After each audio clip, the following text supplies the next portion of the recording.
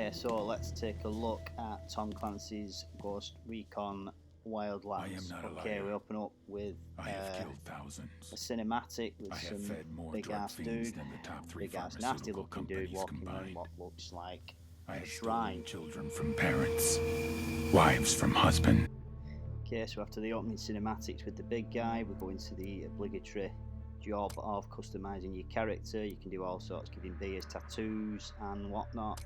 And then we go on to kitting your character up with some armor, all kinds of different colors and styles and blah blah blah. So we go through that and then we are ready to play.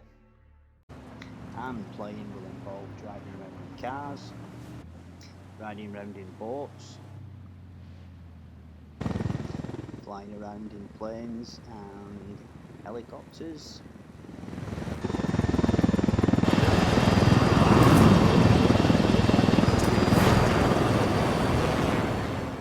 Now the parachute jump is not something you can do from the off. It's a skill that you have to unlock in the menu by collecting points. We'll talk about that in a minute.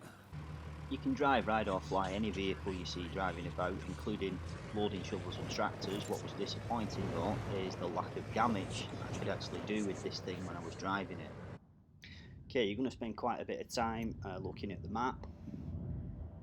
On the map you will see skill points you can collect, little side missions you can get involved in.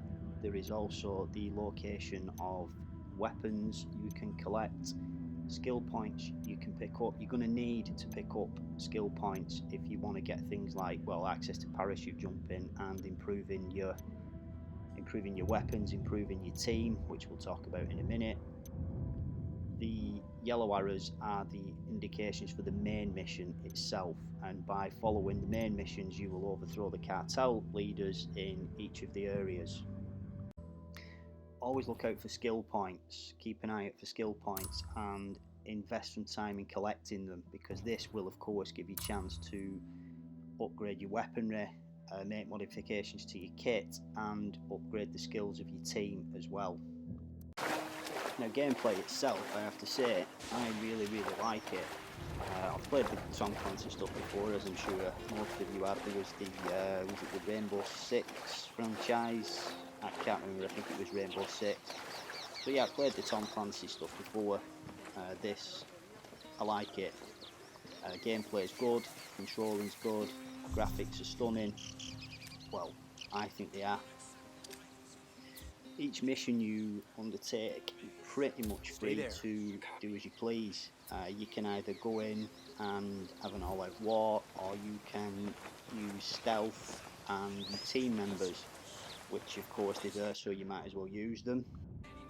When you are using your team members though, be careful what you do with them and where you send them, because I stupidly managed to send my team onto a train track and then a train came and killed them all. One of the things I like using the team for is taking out bad guys, and what you can do, you can pick a target with the drone, sync the target, wait for your team member to lock on, and then they'll take them out with a sniping rifle. You do have your own sniping rifle, but also what's good fun, you can creep round yourself, sneak up behind the bad guys, and then take them out. So to sum it up, yeah, I think it's a great game. There's always plenty to do, always plenty to get involved in. I've been messing around for a couple of hours now doing different things. I've done some of the side missions, followed the main mission, been around collecting skill points. Yeah, there's always stuff to do. It's entertaining. It's one of them games you can get into, and it Frag out. even though it does take you along the main mission, there's always plenty of other stuff to do, so you can switch it on, get on it, and then before you know where you are, a couple of hours has passed.